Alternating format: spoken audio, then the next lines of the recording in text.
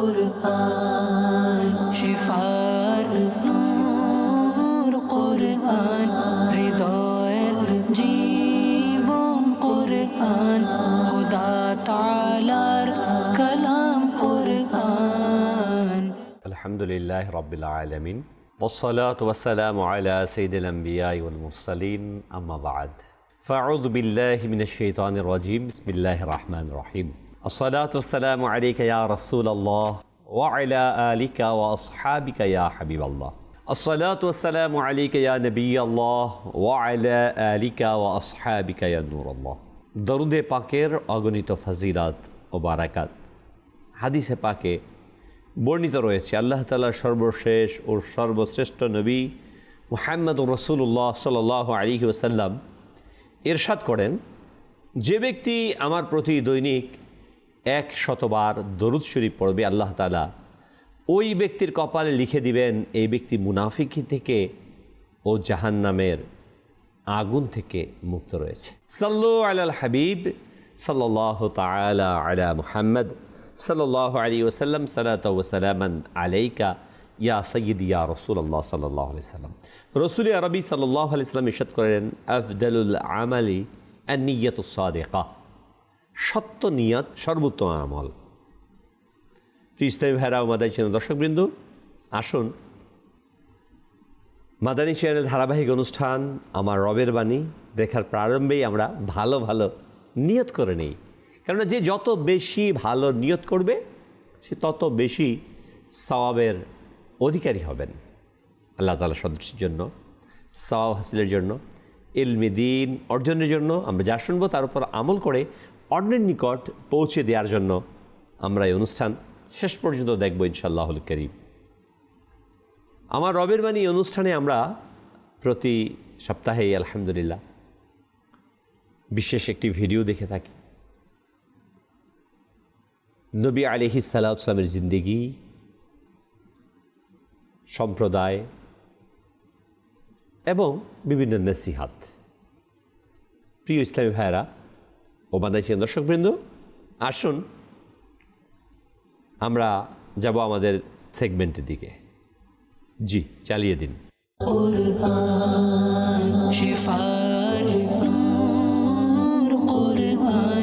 আমরা এই অনুষ্ঠান এর ভিডিও প্যাকেজটি দেখি। জি, ভিডিও চালিয়ে দিন। মাদানী চ্যানেলের দর্শকবৃন্দ, আজ আমরা শুনবো হযরত ইব্রাহিম আলাইহিস সালাতু ওয়াস সালামের সম্প্রদায় কেন ধ্বংস হয়েছিল। ইব্রাহিম আলাইহিস সালাম কে ছিলেন?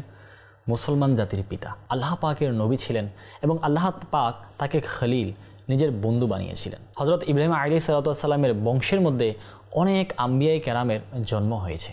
হযরত ইসমাঈল আলাইহিস সালাম, যিনি আল্লাহ পাকের নবী ছিলেন, উনিও হযরত ইব্রাহিম আলাইহিস সালাতু ওয়াস সালামের সন্তান ছিলেন। আমাদের শরীয়তের অনেকগুলো আহকাম, অনেকগুলো কাজ হযরত ইব্রাহিম আলাইহিস সালাতু ওয়াস সালামের শরীয়তের সাথে সম্পৃক্ত রয়েছে। আমরা যেই ঈদুল আজহা পালন করি, কোরবানি পালন করি, সেটাও হযরত ইব্রাহিম আলাইহিস সালাতু ওয়াস সালাম থেকে এসেছে। আল্লাহ পাকের আদেশে যখন আল্লাহ পাকের সন্তুষ্টির জন্য উনি নিজের সন্তান হযরত ইসমাঈল আলাইহিস সালাতু ওয়াস সালামকে কোরবানি দেওয়ার জন্য প্রস্তুত হয়েছেন, আল্লাহ পাক সেই স্থানে জান্নাত থেকে পশু প্রেরণ করেছেন। আর সেই ঘটনাকে কেন্দ্র করে আজ পর্যন্ত আমরা কোরবানি পালন করে থাকি। হযরত ইব্রাহিম আলাইহিস সালাতু ওয়াস সালামের সম্প্রদায় আল্লাহ পাককে ভুলে গিয়ে, আল্লাহ পাকের ইবাদত না করে চন্দ্র, সূর্য এবং মাআযাল্লাহ, আল্লাহর পানা, নিজেদের বানানো বিভিন্ন ধরনের মূর্তির পূজা করত। হযরত ইব্রাহিম আলাইহিস সালাতু ওয়াস সালাম তাদেরকে দাওয়াত দিলেন, দ্বীনের দাওয়াত, যে তোমরা আল্লাহ পাকের ইবাদত করো। তারা তার কথা শুনলেন না, বরং তাদের কাজেই অটল রইলেন। হযরত ইব্রাহিম আলাইহিস সালাতু ওয়াস সালামের সম্প্রদায়ের অধিবাসীরা বাবিল নামক অঞ্চলের অধিবাসী ছিলেন। তাদের যে লিডার ছিল, তাদের যে নেতা ছিল, সে ছিল নমরুদ, যে নিজেকে খোদা দাবি করত। হযরত ইব্রাহিম আলাইহিস সালাতু ওয়াস সালাম তাকে এবং পুরো সম্প্রদায়কে বুঝিয়েছে, তারা না শুনে হযরত ইব্রাহিম আলাইহিস সালাতু ওয়াস সালামকে হত্যার জন্য তাকে আগুনে নিক্ষেপ করলেন। রব তাআলার কেমন দয়া, হযরত ইব্রাহিম আলাইহিস সালাতু ওয়াস সালামের জন্য আল্লাহ পাক সে আগুনকে শীতল করে দিলেন।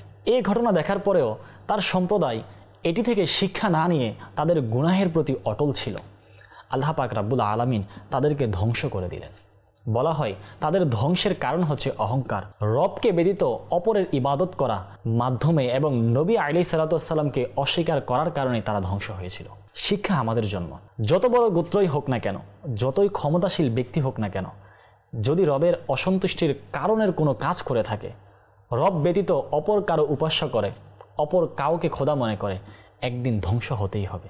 তাই আমাদের উচিত রবের সন্তুষ্টিমূলক কাজ করা, নবী করিম সাল্লাল্লাহু তাআলা আলাইহি ওয়াসাল্লামের দেখানো পথে চলা। আল্লাহ পাক আমাদেরকে তৌফিক দান করুক। আল্লাহ পাক আমাদের সকলকে নিরাপত্তার জীবন দান করুক। সল্লু আলাল হাবিব সাল্লাল্লাহু তাআলা আলা মুহাম্মদ সাল্লাল্লাহু আলাইহি ওয়াসাল্লাম। মাদানী দর্শকবৃন্দ, আপনারা শুনছিলেন ভিডিও প্যাকেজ হযরতে ইব্রাহিম আলাইহিস সালাতু ওয়াস সালামের এবং তার কওম সম্পর্কে সংক্ষিপ্ত। ইব্রাহিম ইবনে তারিখ হচ্ছে মূল তার নাম। কারণ আজর এসেছে কোরআনুল কারীমে আবুন শব্দটি দিয়ে। আবু এখানে চাচার নাম, কারণ আজর যিনি ছিলেন ইব্রাহিম আলাইহিস সালামের পিতা ছিলেন না। তারিখ হচ্ছে তার বাবা। কুনিয়াত হচ্ছে আবুল আনবিয়া, অর্থাৎ নবীগণের পিতা।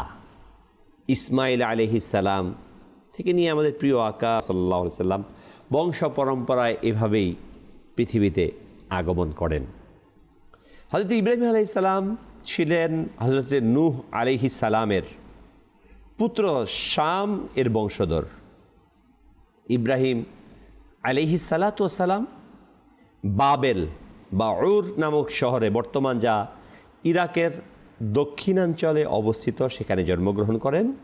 আর ওই সময় যে বাদশা ছিল সে নমরুদ ইবনে কানআন, একজন অত্যন্ত অহংকারী, অত্যাচারী বাদশা ছিল। সে নিজেকে রব হিসেবে, প্রভু হিসেবে দাবি করত।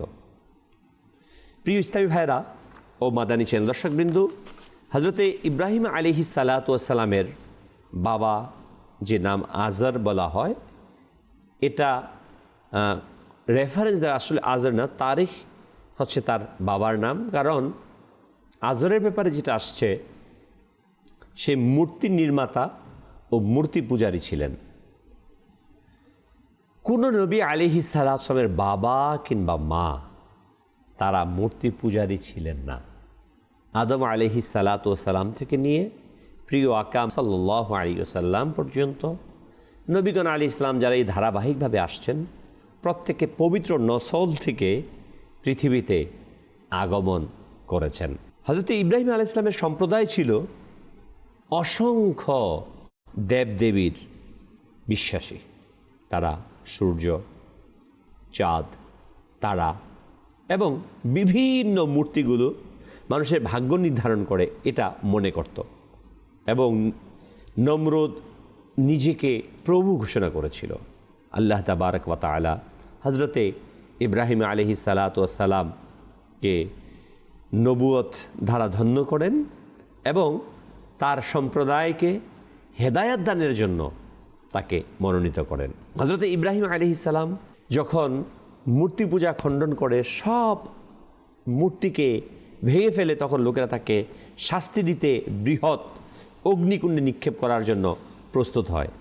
তারা অর্থাৎ ইব্রাহিম আলাইহিস সালাতু ওয়াস সালামকে পুড়িয়ে দেওয়ার জন্য তারা বড় ধরনের আয়োজন করে। আমরা যেটা জানি, ইব্রাহিম আলাইহিস সালামকে আগুনের কুণ্ডুলিতে নিক্ষেপ করা হয়। প্রিয় ইসলামী ভাইরা ও মাদানী চ্যানেলের দর্শকবৃন্দ, ইব্রাহিম আলাইহিস সালাম আল্লাহ তাবারক ওয়া তাআলার প্রতি কেমন বিশ্বাসী ছিলেন।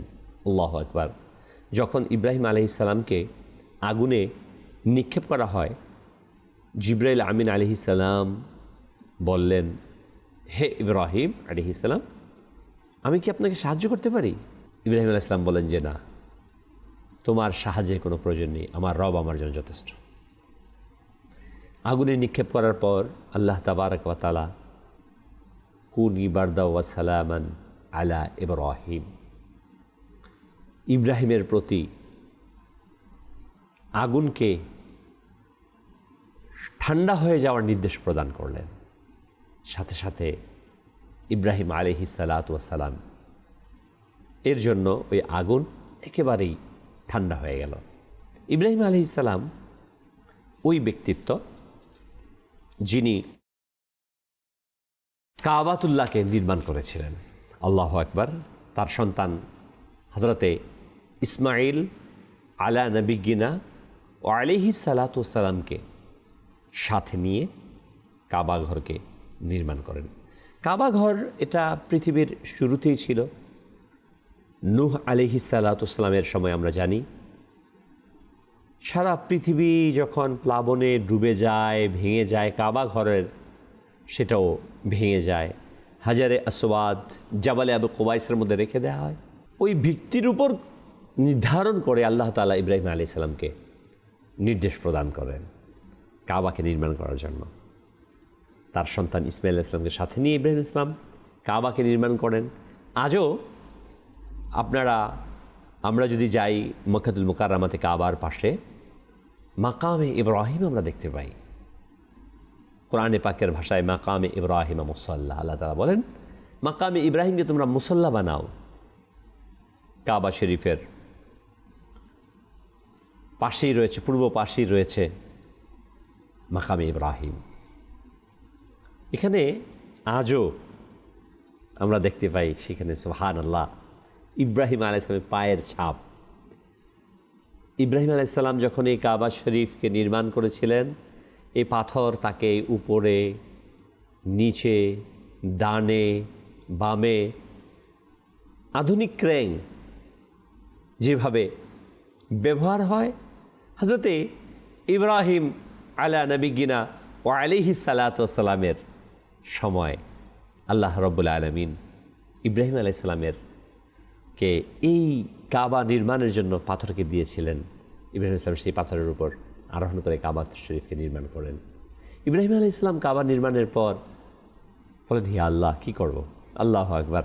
আল্লাহ তাআলা ইব্রাহিম আলাইহিস সালামকে বললেন, তুমি আহ্বান করো। বললেন, হে আল্লাহ, আমি এখানে জনমানবহীন, লোকজন নাই, কাকে আহ্বান করব? আল্লাহ তাআলা বললেন, তোমার দায়িত্ব হচ্ছে আহ্বান করা, আর আমি আমার বান্দাদের কানে পৌঁছে দেব। এর ব্যাখ্যার মধ্যে উলামায়ে কেরাম লিখেছেন যে যারা তৎকালীন সময়ে ছিল তাদের কাছে আল্লাহ তাআলা আওয়াজকে পৌঁছে দিয়েছেন, এবং যারা রূহ জগতে ছিল তাদের কাছে ইব্রাহিম আলাইহিস সালামের এই আওয়াজকে পৌঁছে দিয়েছেন। ওই আওয়াজ শুনে যারা লাব্বাইক বলেছে তারা হজ করার জন্য কাবা মক্কাতুল মুকাররমায় হাজির হয়। যে একবার লাব্বাইক বলেছে সে একবার, যে যতবার লাব্বাইক বলেছে সে ততবার মক্কাতুল মুকাররমাতে হাজির হয়, হজ আদায় করেন। ইসলামী ভাইরা ও মাদানী দর্শকবৃন্দ, আমরা শুনছিলাম হযরতে ইব্রাহিম আলাইহিস সালাতু সালামের ঘটনা। আসুন আমরা কোরআনে পাকের তেলাওয়াত শুনি, আর এই তেলাওয়াতের মাঝেও ইব্রাহিম আলাইহিস সালাতু সালামের সুন্দর জীবনী বিস্তৃত রয়েছে, আমরা তা শ্রবণ করি। কুরআন শিফার নূর কুরআন। প্রিয় ইসলামী ভাইরা ও মাদানী দর্শকবৃন্দ, আসুন আমরা ইনশাআল্লাহুল কারীম কোরআনে পাকের তেলাওয়াত শ্রবণ করব, মনোযোগের সাথে আমরা তেলাওয়াত শুনব। আমরা যেন প্রতিনিয়ত কোরআনে পাকের তেলাওয়াত শ্রবণ করি। أعوذ بالله من الشيطان الرجيم. بسم الله الرحمن الرحيم. وكذلك نري إبراهيم ملكوت السماوات والأرض وليكون من الموقنين. فلما جن عليه الليل رأى كوكبا قال هذا ربي. فلما أفل قال لا أحب الآفلين. فلما رأى القمر بازغا قال هذا ربي. فلما أفل قال لئن لم يهدني ربي لأكونن من القوم الضالين.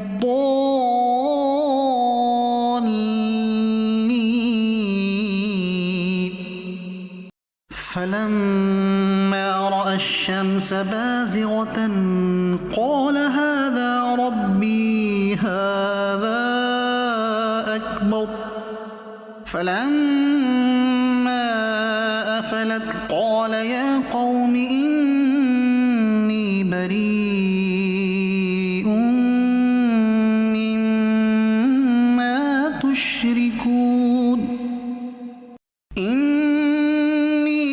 وجهت وجهي للذي فطر السماوات والأرض حنيفا وما أنا من المشركين صدق الله العظيم সুবহানাল্লাহ, সুবহানাল্লাহ, সুবহানাল্লাহ। আল্লাহু আকবার। সূরা আনামের ৭৫ থেকে ৭৯ নম্বর আয়াতে আল্লাহ তাবারক ওয়া তাআলা ইব্রাহিম আলাইহিস সালাতু ওয়াস সালামের বিষয়গুলোকে একত্ববাদের দিকে কি হিকমতের সাথে, কৌশলের সাথে তার সম্প্রদায়কে যে কাজে, ভ্রান্ত কাজে লিপ্ত ছিল, ওই ভ্রান্ত কাজ থেকে ফিরিয়ে এনেছেন দাওয়াতের মাধ্যমে। সেটাকে আল্লাহ রাব্বুল আলামিন এই কোরআনে বাকি দিয়েছে। মাদানী দর্শকবৃন্দ, আমাদের উচিত এই কোরআনকে জানা, কোরআনকে শিখা, কোরআনের তেলাওয়াত করা প্রতিদিন কিছু না কিছু। আমরা স্বীকার করি কোরআন সর্বশ্রেষ্ঠ গ্রন্থ, অথচ কোরআন থেকে আমরা দূরে চলে যাচ্ছি। আল্লাহু আকবার। আসুন আমরা তরজমা শুনে নিই এবং পাশাপাশি কিছু সংক্ষিপ্ত তাফসির। ওয়া কাযালিকা নূরি ইব্রাহিম, আল্লাহ এভাবেই আমি ইব্রাহিমকে আকাশমণ্ডলী পৃথিবীর রাজত্বলে দেখালাম, যাতে তিনি দৃঢ় বিশ্বাসীদের অন্তর্ভুক্ত হন।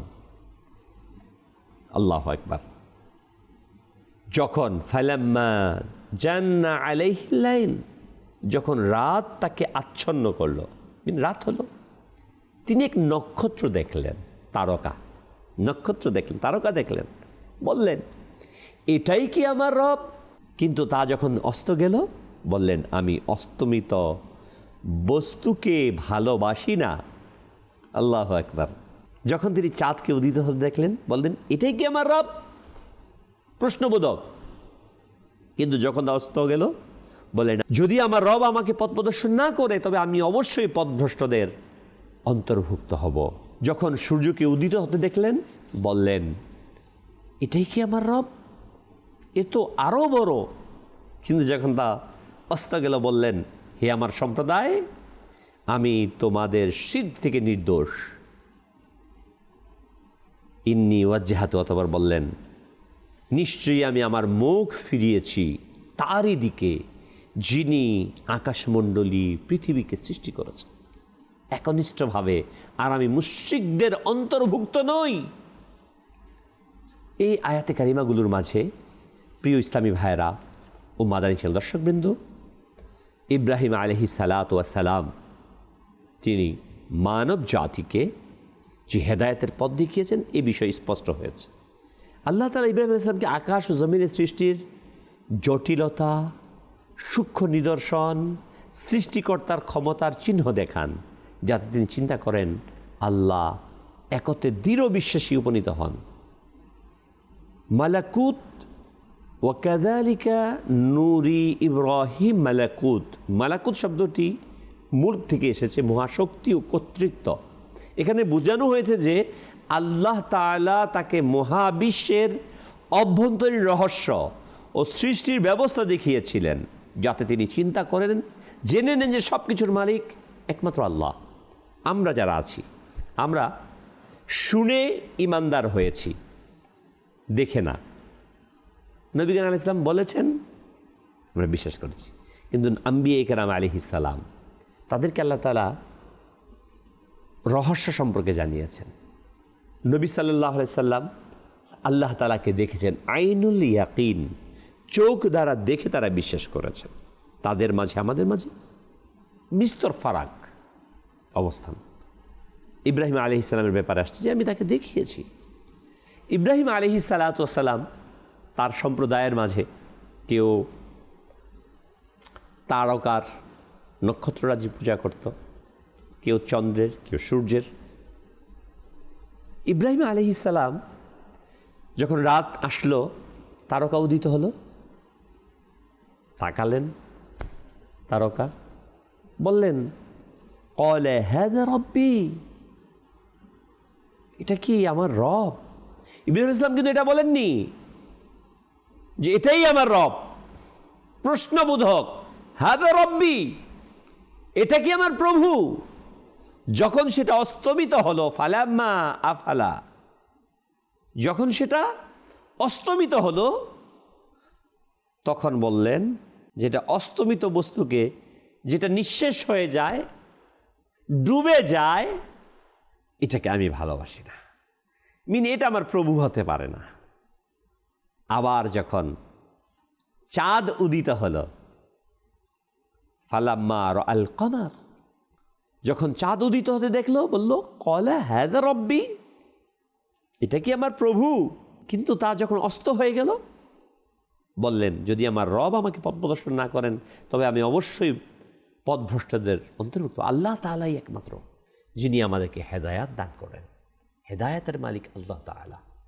ইব্রাহিম আলাইহিস সালাম তার কওমকে বুঝালেন যে তোমরা চাঁদের পূজা করো, সে তো অস্তমিত হয়ে যায়, সে তো চলে যায়, সে কিভাবে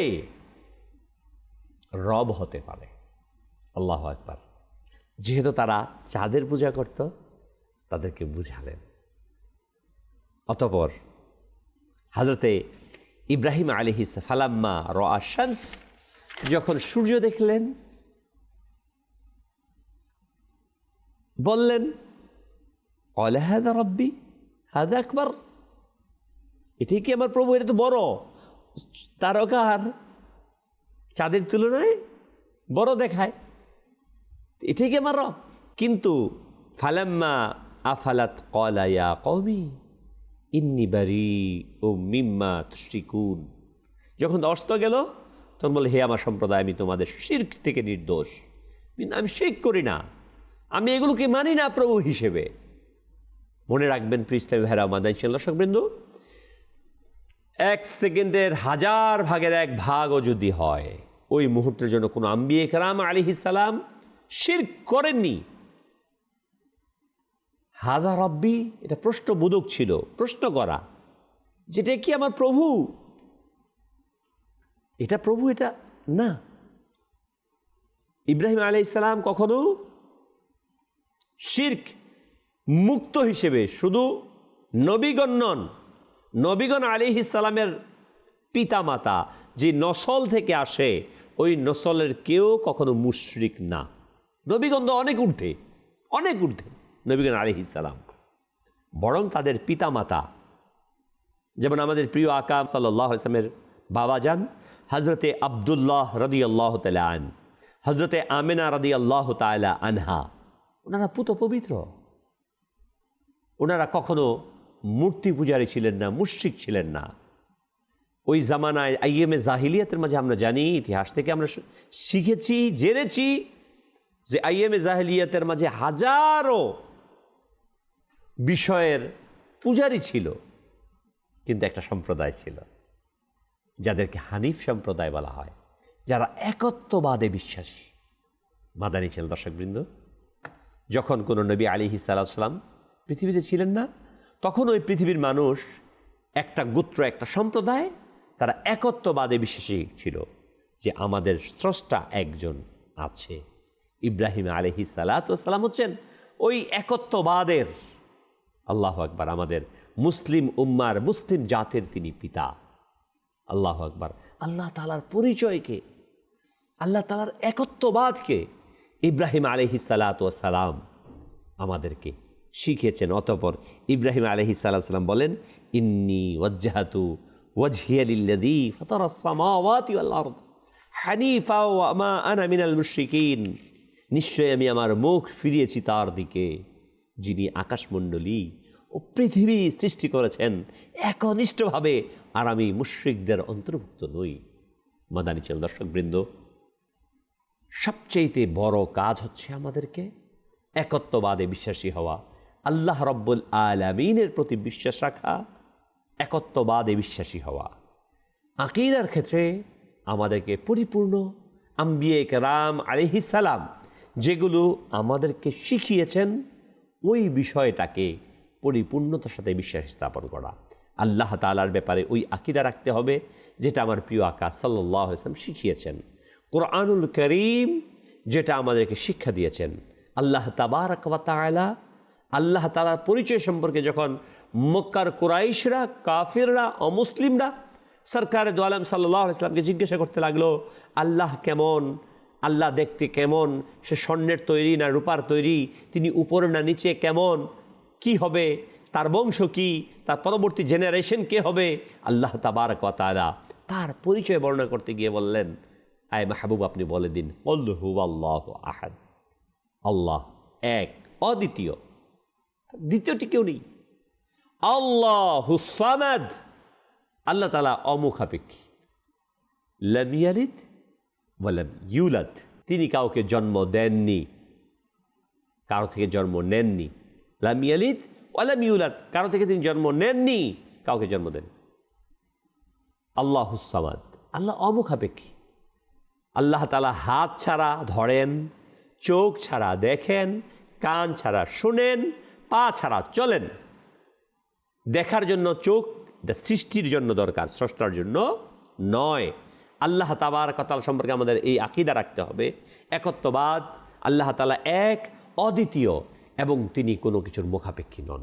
যদি মাযাল্লাহ কেউ এই কথা বলে ফেলে যে আল্লাহ তাআলা আরশের উপর বসে আছে, তাহলে আরশ চেয়ারের মুখাপেক্ষী। জীবনে যে আমি এখন বসে আছি চেয়ারের মধ্যে, আমি চেয়ারের উপর বসেছি, আমি চেয়ারের মুখাপেক্ষী, এটার উপর বসেছি। চেয়ারকে সরিয়ে দিলে আমি পড়ে যাব, এটার মুখাপেক্ষী হয়ে গেছি আমি, ঠিক না? আল্লাহ তাআলা এই কিছু, সব কিছু থেকে পাক। আল্লাহ তাআলার যেই হাত, পা, চোখের কথা বলা হয়েছে, এটা হচ্ছে কুদরতি। আপনাকে আমাকে বোঝানোর জন্য এক্সাম্পল দেওয়া হয়েছে, কুদরতি। আল্লাহ তাআলা হাত ছাড়া ধরেন, জিহ্বা ছাড়া কথা বলেন। জিহ্বা দ্বারাই যদি কথা বলতে হয়, তাহলে জিহ্বার মুখাপেক্ষী হয়ে গেল আল্লাহ তাবারক ওয়া তাআলা। আল্লাহ তাআলা যদি পা দ্বারাই চলতে হয়, তাহলে আল্লাহ তাআলা পায়ের মুখাপেক্ষী হয়ে গেলেন। আর আল্লাহ কোরআনে বলে দিচ্ছেন, আল্লাহ তাআলা পরিচয় আল্লাহুস সামাদ, আল্লাহ অমুখাপেক্ষী। আল্লাহ তাআলা জিসিমবিহীন। আল্লাহ সুবহানাহু ওয়া তাআলা তার একত্ববাদ সম্পর্কে আমাদেরকে দৃঢ় আকীদা পোষণ করার তৌফিক দান করুন। হযরত ইব্রাহিম আলা নবিয়িনা ওয়া আলাইহিস সালাতু সালাম তার সম্প্রদায়কে এইভাবে, যারা গুমরাহ বেশি ছিল, বেশি অধিক পরিমাণে নক্ষত্রের পূজারী ছিল, বললেন, আরে যে তারকা ডুবে যায় সে প্রভু হয় কিভাবে? হ্যাঁ, যে চন্দ্র ডুবে যায় সে হয় কিভাবে প্রভু? যে সূর্য ডুবে যায় সে প্রভু হয় কিভাবে? যে নিজেকে সেভ করতে পারে না সে প্রভু হয় কিভাবে? আমাকে তো বাঁচাবে। হযরতে আবু বকর সিদ্দিক রাদিয়াল্লাহু তাআলা আইএমএ জাহেলিয়াতের জামানায় তার বাবাজান যখন তাকে মূর্তির সামনে নিয়ে গেলেন, বললেন, একে সেজদা করে আমাদের পবিত্রতম প্রভু, বড় প্রভু। হযরতে আবু বকর রাদিয়াল্লাহু তাআলা বাল্যকাল, তার কমবেশ বয়স 12 কি 13, তিনি মূর্তি পূজারী ছিলেন না। ছোট সময় থেকে হানিফ সম্প্রদায়ের একত্ববাদে বিশ্বাস ছিলেন। বললেন, না, আমি এটাকে সেজদা করব না। তখন তিনি বললেন, আমি ক্ষুধার্ত, আমাকে খাদ্য দাও। মূর্তিকে লক্ষ্য করে বললেন, বস্ত্রহীন, আমাকে বস্ত্র দাও। সে শুনবে কোত্থেকে, দিবে কোত্থেকে? সর্বশেষ হযরত আবু বকর রাদিয়াল্লাহু আনহু ওই মূর্তিকে লক্ষ্য করে বললেন, আমি তোমাকে পাথর ছুঁড়ে মারছি, তুমি নিজেকে সেভ করো, হেফাজত করো। পাথর মারলেন, মূর্তি ভেঙে পড়ে গেল। তার বাবা তাকে দেখে আঘাত করলেন, ছড় মারলেন। তার আম্মা জানের কাছে আসলেন, বললেন, আপনি একে ছেড়ে দিন, কারণ জন্মের সময় আমি অদৃশ্য থেকে আওয়াজ শুনেছি যে আতিকুম মিনান নার, আমি একে পুত পবিত্র করেছি, জাহান্নামের আগুন থেকে মুক্ত দিয়েছি। তখন তার বাবা তাকে ছেড়ে দিলেন। হযরতে সাইয়েদুনা আবু বকর রাদিয়াল্লাহু তাআলা ছোট্ট সময় থেকে কখনো তিনি মূর্তি পূজারী ছিলেন না, মূর্তি পূজা করেননি তিনি কখনো। আল্লাহ তাআলা তাকে সেভ করেছেন। অসংখ্য সাহাবায়ে কেরাম আলাইহিম রিদওয়ান এরকম ছিলেন ওই জামানাতে। হযরতে শেরে খোদা আলী কাররামাল্লাহু ওয়াজহুল কারীম, ওই জামানার মধ্যে মদ পান অ্যাভেলেবেল, যেমন আমরা এখন পানীয় পান করি, অ্যাভেলেবেল, ম্যাটার অ্যাভেলেবেল ছিল। কিন্তু হযরতে আলী কাররামাল্লাহু ওয়াজহুল কারীম কখনো মদ মুখে প্রদান করেন নাই। ওই জামানার মধ্যেও আল্লাহ তাআলা তাদেরকে পবিত্র রেখেছেন। অসংখ্য মানুষ ছিল এরকম যারা নিজেকে হানিফ সম্প্রদায়ের অন্তর্ভুক্ত রেখেছেন। প্রিয় ইসলামের মাদানী সুবিধা, আমাদেরকেও চেষ্টা করা উচিত যে পরিপূর্ণ আকীদাকে শুদ্ধতার সাথে নিয়ে চলা। আল্লাহ তাআলা আমাদেরকে তৌফিক দান। পরবর্তী সেগমেন্ট কুরআন শিফার নূর কোরআন। প্রিয় ইসলামী ভাইরা, বাংলাদেশের দর্শকবৃন্দ, আমাদের এই পর্যায়ের সেগমেন্ট হচ্ছে কল ও মেসেজ। যে আমাদের কাছে কিছু ভিডিও কল রয়েছে, ভিডিও কল চালিয়ে দিন। আসসালামু আলাইকুম রহমতুল্লাহ। আমি মোহাম্মদ আলমগীর। মাদানী চ্যানেলের অনুষ্ঠান আমার রবের বাণী অনুষ্ঠান অত্যন্ত চমৎকার একটি অনুষ্ঠান। আমি নিয়মিত এই অনুষ্ঠানটি দেখি এবং অন্যকে দেখার উৎসাহ প্রদান করি। আমার জন্য দোয়া করবেন। মাশাআল্লাহ, মাশাআল্লাহ, মারহাবা। আমাদের ভাই অত্যন্ত সুন্দরভাবে আমাদেরকে উৎসাহিত করেন, এই জন্য আপনাকে আন্তরিক মোবারকবাদ। সোশ্যাল মিডিয়াতে রয়েছে মোহাম্মদ শাহ আলম ভাই, ফয়সাল ইসলাম খান সহ অন্যান্য ভাই, মোহাম্মদ কাউসার শিকদার আমাদের সোশ্যাল মিডিয়াতে রয়েছে।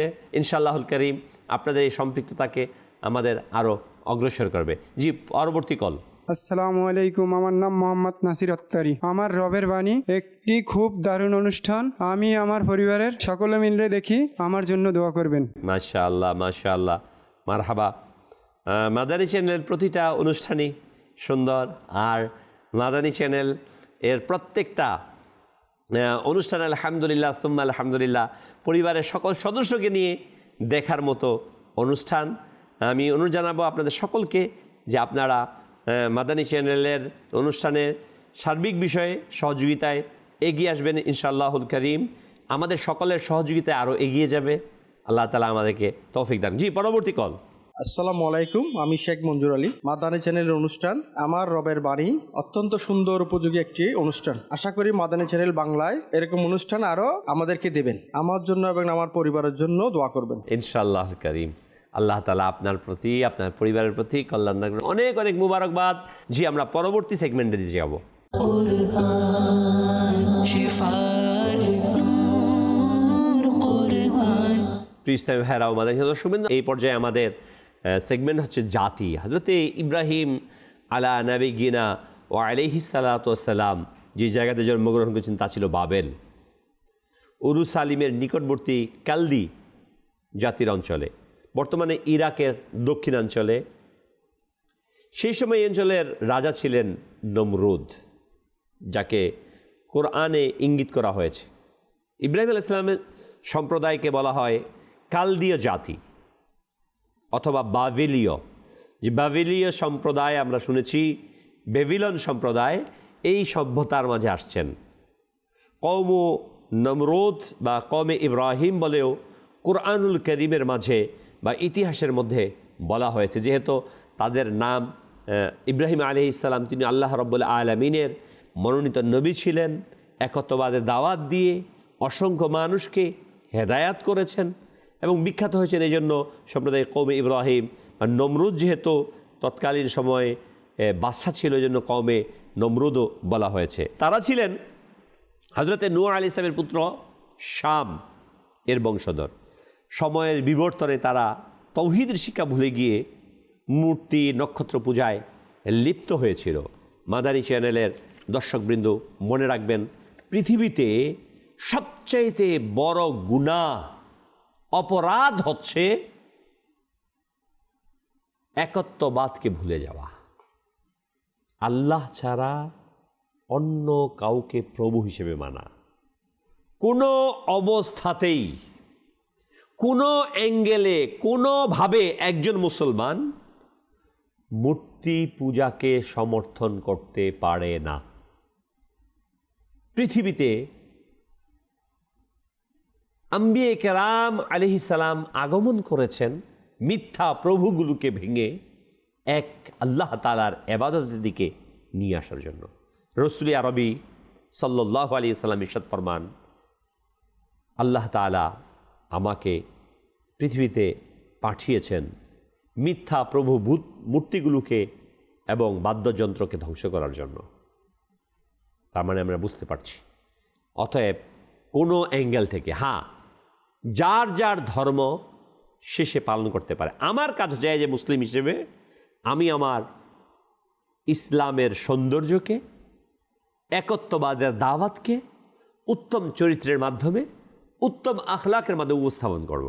যে যার অধিকারকে আদায় করবে, তার মানে এটা না যে আমি নিজে গিয়ে মূর্তি পূজাতে উৎসাহিত করব।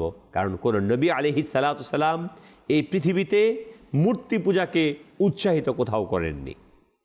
হ্যাঁ, বরং এই জায়গাতে নিজ নিজ ধর্মের আদায়ের স্বাধীনতা প্রদান করেছেন, সেটা ভিন্ন, বাট উৎসাহিত কখনো করেননি। আমাদেরকে এই বিষয়ে খেয়াল রাখতে হবে।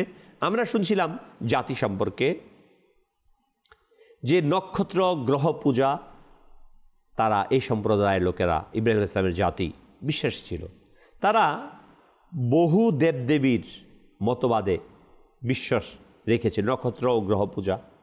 তারা চন্দ্র, সূর্য, গ্রহ, আকাশের শক্তি এবং মানুষের ভাগ্য নির্ধারণ করে। তাদের মধ্যে সাবিয়ান নামে এক সম্প্রদায় ছিল, সূর্য নক্ষত্রের উপাসনা করত। বর্তমানেও ওইটার প্রভাব আছে আমাদের অনেক সম্প্রদায়। জ্যোতিষী না, যারা বলে গ্রহ তোমার ভাগ্যকে এইভাবে নিয়ন্ত্রণ করে, বৃহস্পতি যায় মঙ্গলে এসে পদার্পণ করে, এই সব কিছু ওই ভ্রান্ত সম্প্রদায়ের এক একটা ভার্সন। মনে রাখবেন, ভাগ্য একমাত্র আল্লাহ রাব্বুল আলামিন নির্ধারণ করেন। আমার রিজিক, আমার হায়াত, আমার মৃত্যু আল্লাহ তাআলা কর্তৃক নির্ধারিত। কোনো গ্রহ, নক্ষত্র, জ্যোতিষী এগুলোকে কখনো করে না। এগুলো সম্পূর্ণ ভ্রান্ত সম্প্রদায়ের কাজ, যেটা ইব্রাহিম আলাইহিস সালামের সময় ব্যাপক ছিল। বর্তমানে সেটা বিভিন্ন সম্প্রদায় হতে হতে আমাদের কাছে এসে পৌঁছেছে। আমাদেরকে আল্লাহ তাআলা এই সকল বিষয় থেকে হেফাজত করুক। অনেকে পাথর লাগিয়ে বলে এটা তোমার সাথে সুইট করবে, এমন তেমন, এগুলো থেকে আল্লাহ তাআলা আমাদেরকে হেফাজত করুক। তাদের মাঝে একটি সম্প্রদায় যারা ছিল মূর্তি পূজারী, তাদের সমাজে বড় দেবালয় ছিল যেখানে অসংখ্য মূর্তি রাখা হতো। প্রত্যেক পরিবারের ঘরেও ছোট ছোট মূর্তি ছিল যেগুলোর সামনে তারা নত হতো। এবং আরেকটি সম্প্রদায়, ইব্রাহিম আলাইহিস সালাতু সালাম একদিন সমস্ত মূর্তি ভেঙে ফেলে, কারণ বড় মূর্তিকে রেখে দেয়। সুন্দর একটি ঘটনা আছে, তার এলাকায় যখন মেলা হচ্ছিল সবাই সেখানে চলে গেছে। তো মূর্তি ঘরের মধ্যে সব মূর্তিগুলোকে ভেঙে যে বড় মূর্তি ছিল তার কাঁধে রেখে দিয়েছেন কুঠার। সকলে এই কাজ কে করলো? ইব্রাহিম আলাইহিস সালামকে জিজ্ঞাসা করলেন। ইব্রাহিম ইসলাম অকপটে বললেন, অবল্লে বলতে লাগলেন যে এটা তো তোমাদের প্রভু না, বড় মূর্তি তো আছে তোমাদের, একে জিজ্ঞাসা করো। বলে এ কীভাবে কথা বলবে? বলে যে তার সমকক্ষ ব্যক্তিদেরকে ভেঙে ফেলেছে, নিঃশেষ করে ফেলেছে, ধ্বংস করে ফেলেছে, সে তাকে না বাঁচাতে পেরেছে, না বলতে পারছে। যদি নিজেকে সেভ করতে পারে না, নিজের স্বগোত্রীয়কে সেভ করতে পারে না, সে কীভাবে প্রভু হতে পারে? আল্লাহু আকবার। ইব্রাহিম আলাইহিস সালাতু সালাম এভাবেই তার সম্প্রদায়কে এক পর এক নিজের ঈমানের দিকে, একত্ববাদের দিকে আহ্বান করেছেন। নমরুদ যে বাদশা ছিল, সে নিজেকে রব হিসেবে ঘোষণা করেছিল। সে বলতো আমি জীবন দিই, আমি মৃত্যু দিই। ইব্রাহিম আলাইহিস সালাম তখন বললেন, জীবন দেওয়ার প্রয়োজনে এক কাজ করো, আমার রব, আমার প্রভু আল্লাহ সূর্যকে পূর্ব দিক থেকে উঠায়, তুমি তো নিজেকে রব দাবি করো না, সূর্যটাকে পশ্চিম দিক থেকে উঠাও। তখন চুপ হয়ে গেল। আসলে যখন যুক্তিতে ভ্রান্তবাদীরা হেরে যায় তখন শক্তির প্রয়োগ ঘটায়। যে আমরাও এখনও দেখি পৃথিবীতে আহলুস সুন্নাহ ওয়াল জামাআহ, আহলুস সুন্নাত ওয়াল জামাত কোরআন, সুন্নাহ, ইজমা, কিয়াসের ভিত্তিতে পরিপূর্ণ সঠিক আকীদাকে বহন করে। আর যখনই এই সঠিক বিষয়গুলোকে অনেকে গ্রহণ করতে পারে না, তখন শক্তির প্রয়োগ ঘটিয়ে থাকে। এটা একটা ভ্রান্তি বিষয়। মনে রাখবেন, ইব্রাহিম আলাইহিস সালাম নমরুদের সাথে যুক্তি দিয়েছিলেন। সে যখন নিজেকে প্রভু হিসেবে দাবি করেছিলেন যে আমি জীবন দেই, মৃত্যু দেই, ইব্রাহিম বলছেন জীবন মৃত্যুর এটা দরকার নাই, একটা সৃষ্টিত সূর্য, আমার স্রষ্টা, আমার রব আল্লাহ তাআলা, তিনি সূর্যকে ওঠান পূর্ব থেকে। তুমি যদি প্রভু হয়ে থাকো, নিজের দাবি করে থাকো মিথ্যা দাবি, এই দাবির সপক্ষে তুমি দলিল দাও যে তুমি সূর্যটাকে পশ্চিম দিক থেকে উঠাও। আল্লাহু আকবার। তিনি ভ্রান্ত যুক্তিকে ভেঙে দিলেন। তাদের সামাজিক সাংস্কৃতিক অবস্থা ছিল ওই সম্প্রদায় জাতির উন্নত সভ্যতার অধিকারী, স্থাপত্য, জ্যোতির্বিদ্যা, গণিত সম্পর্কে পারদর্শী ছিল, কিন্তু তাদের আধ্যাত্মিক ও নৈতিক অবস্থা ছিল অধঃপতনের। সমাজ অন্ধ অনুকরণে প্রচলিত ছিল। তার পিতৃপুরুষদের পূজার পদ্ধতি অন্ধভাবে তারা অনুসরণ করত। মাদানী চ্যানেলের দর্শকবৃন্দ, আমরা যেন অন্ধ অনুসারী না হই। আবার খুব মিষ্টি কথায় ভুলে না যাই, আমাদের কোরআন, সুন্নাহ, ইজমা, কিয়াসের ভিত্তিতে যা আমাদের কাছে এসছে আমরা যেন সেটাকে ফলো করি। আল্লাহ তাবারক ওয়া তাআলা আমাদের সকলকে সেই তৌফিক দান করুন। সাল্লু আলাল হাবিব সাল্লাল্লাহু তাআলা আলা মুহাম্মদ। জি, পরবর্তী সেগমেন্ট। কুরআন শিফার নূর কুরআন। প্রিয় ভাইরা ও মাদানী চ্যানেলের দর্শকবৃন্দ, আমরা শুনছিলাম সম্প্রদায় সম্পর্কে, ইব্রাহিম আলাইহিস সালামের একত্ববাদ সম্পর্কে। আমাদের উচিত আমাদের ঈমানকে, আমাদের আকীদাকে শুদ্ধ রাখা, আর এই শুদ্ধ রাখার জন্য নেক বান্দাদের সুহবত ইখতিয়ার করা, অবলম্বন করা। অন্যথায় আমরা ধ্বংসপ্রাপ্ত হব, নিজেদেরকে নিঃশেষ করে ফেলব। আজকে আমরা কুরআনুল কারীম থেকে নিজেদেরকে গুটিয়ে ফেলছি, কুরআনুল কারীম থেকে, শিক্ষা থেকে নিজেদেরকে দূরে সরে ফেলছি। মনে রাখবেন, আমরা যতই ওহির এলম থেকে, ওহির জ্ঞান থেকে দূরে যাব, তত গুমরা হব। হ্যাঁ, নবী আখিরুজ্জামান সাল্লাল্লাহু আলাইহি ওয়াসাল্লাম ইরশাদ করেন, আমি তোমাদের নিকট দুইটি বস্তু রেখে যাচ্ছি, দুইটি জিনিস রেখে যাচ্ছি। যতদিন তোমরা এই দুইটি বস্তুকে, দুইটি জিনিসকে আঁকড়ে ধরে রাখবে, ততদিন তোমরা গোমরা হবে না। এক, কোরআনুল কারীম। দুই, আমার আলে বায়াত। দুটি রেওয়ায়েত আসছে। একটি রেওয়ায়েতে আসছে যে আমি কোরআন এবং আমার আলে বায়াতকে রেখে যাচ্ছি, আরেকটি আসছে আমার কোরআন এবং সুন্নাহকে, হাদিসকে রেখে যাচ্ছি। তোমরা যতদিন এই কোরআন এবং সুন্নাহ, কোরআন এবং আলে বায়াতকে আঁকড়ে ধরে থাকবে, ততদিন পর্যন্ত তোমরা গোমরা হবে না, পথভ্রষ্ট হবে না, বিভ্রান্ত হবে না। আজ আমরা কোরআনুল কারীমকে ছেড়ে দিয়েছি। অনেকে আছে আজকে আলে বায়াত সম্পর্কে আমাদের ধারণাই নেই, অথচ আমি মুসলমান। অথচ প্রিয় ভাই, কোরআনুল কারীমের মাঝে আলে বায়াতের, নবী পরিবারের ভালোবাসাকে অত্যাবশ্যক করেছেন।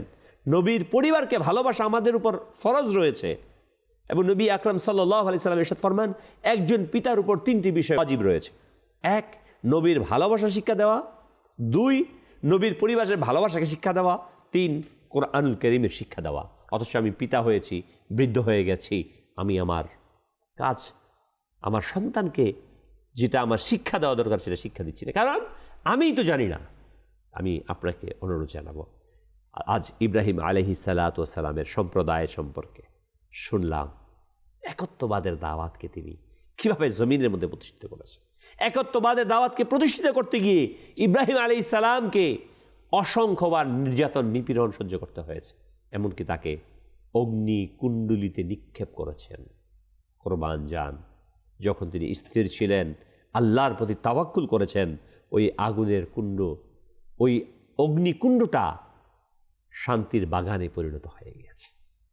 আমরা কিন্তু ওই ইব্রাহিম আলাইহিস সালাম, আমাদের মুসলিম জাতির পিতা হচ্ছেন হযরত ইব্রাহিম আলাইহিস সালাম। অতএব আমাদের উচিত যেন আমরা ওই একত্ববাদের উপর সুদৃঢ় থাকি এবং আল্লাহ তাবারক ওয়া তাআলা সম্পর্কে আমাদের আকীদা, আমাদের কনসেপ্ট স্পষ্ট হয় যে আল্লাহ তাআলা তিনি দেহবিহীন, আকৃতিবিহীন। আল্লাহ তাআলা কেমন? আল্লাহ তাআলাই ভালো জানেন। আল্লাহুস সামাদ, আল্লাহ মুখাপেক্ষী। আল্লাহ তাআলা যদি হাত দ্বারাই ধরতে হয়, তাহলে আল্লাহ তাআলা হাতের মুখাপেক্ষী হয়ে গেলেন। পা ধারাই যদি হাঁটতে হয়, তাহলে পায়ের মুখাপেক্ষী হয়ে গেলেন। আল্লাহ তাআলাকে আমাদেরকে বিশ্বাস রাখতে হবে। আল্লাহ তাআলা নিরাকার, তার কোনো আকার নেই, তার কোনো আকৃতি নেই। নবী সাল্লাল্লাহু আলাইহি ওয়াসাল্লামের হাদিসে কারিমা অনেক সময় আমরা এটাকে উপস্থাপন করতেছি যে নবী সাল্লাল্লাহু আলাইহি ওয়াসাল্লাম ইরশাদ করেছে, আমি মেরাজের রাতে আল্লাহ তাআলাকে উত্তম আকৃতিতে দেখেছি। হাদিস সহিহ। এর মিনিংটা আমরা বুঝতে হয়তো ভুল করেছি। নবী সাল্লাল্লাহু আলাইহি ওয়াসাল্লাম বলেছেন, আমি উত্তম আকৃতিতে আল্লাহ তাআলা দেখছি। অর্থাৎ নবী সাল্লাল্লাহু আলাইহি ওয়াসাল্লামের আকৃতিটা তখন, নবী সাল্লাল্লাহু আলাইহি ওয়াসাল্লামের আবয়ব তখন উত্তম আকৃতি ছিল, সর্বোত্তম। নবী সাল্লাল্লাহু আলাইহি ওয়াসাল্লামের নিজের উত্তম আকৃতির হালতে আল্লাহ তাআলা দিদার করেছেন। নবীর সব নিজের কথা বলেছেন যে আমি উত্তম আকৃতিতে আল্লাহ তাআলাকে দেখেছি। আল্লাহু আকবার, আল্লাহু আকবার। আল্লাহ সুবহানাহু ওয়া তাআলা আমাদের সবাইকে নেক আমল করার তৌফিক দান করুন। মাদানী চ্যানেলের দর্শকবৃন্দ, আমরা পরবর্তী সেগমেন্টে যাব ইনশাআল্লাহ।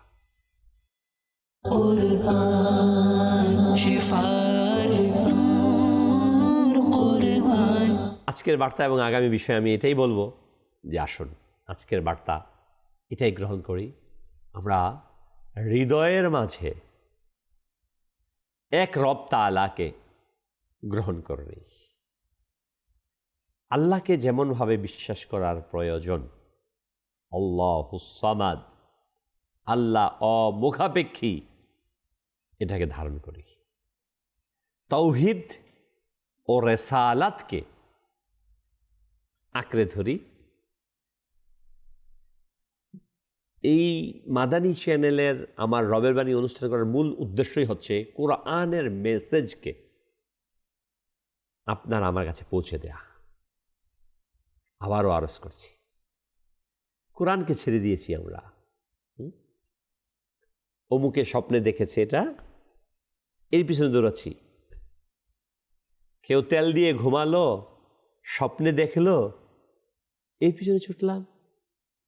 একজন অমুক দর্শন দিল, সে দর্শনকে নিয়ে চললাম।